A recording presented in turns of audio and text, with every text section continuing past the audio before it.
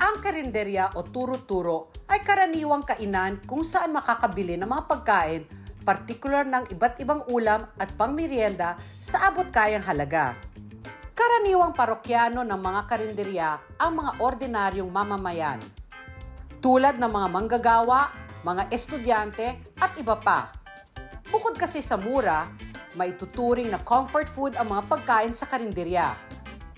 Dahil maihahalin tulad ang kalidad ng mga ito sa lutong bahay. Simple pero masarap, saktong-sakto lang. Pero bakit nga ba karinderya ang tawag natin sa karinderya? Para matukoy ang pinagmulan ng karinderya, balikan natin ang kasaysayan ng Pilipinas noong 1764.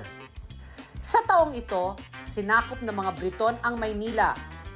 Kabilang sa mga hukbo ng Britanya ang mga tinawag na British Sepoy na mga nagmula sa India.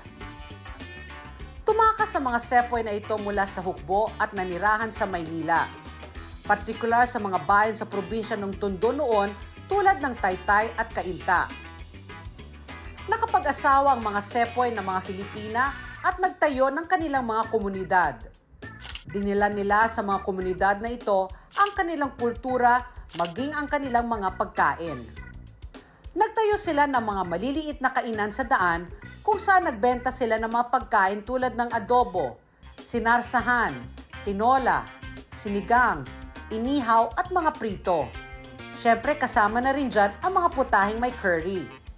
Ayon sa isang kwento sa kasaysayan, dahil walang mapagkunan ang mga Sepoy ng ilan sa mga sangkap para sa kanilang traditional na curry, gumamit ang mga Sepoy ng mga lokal na sangkap tulad ng mani at bagoong. Ang resulta, isang putahing tinawag nilang kari-kari, na kalaunay naging kare-kare.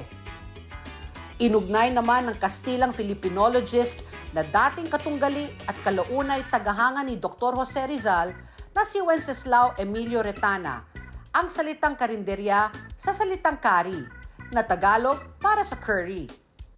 Sa pag-usbong naman ng transportasyon, tulad ng magbukas ang Philippine Railway noong 1892, mas dumami pa ang mga tindahan ng mga Sepoy. Kasabay nito, mas dumami rin ang mga taong nakatikim sa bagong putahing tinawag na kare-kare, na karaniwan na ngang nabibili noon sa mga karihan.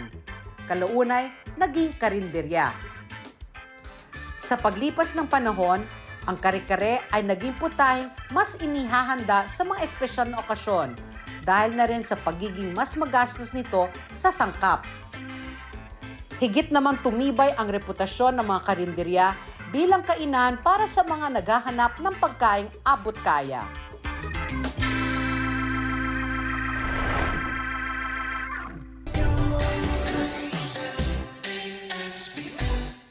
Together, Sunnet 25,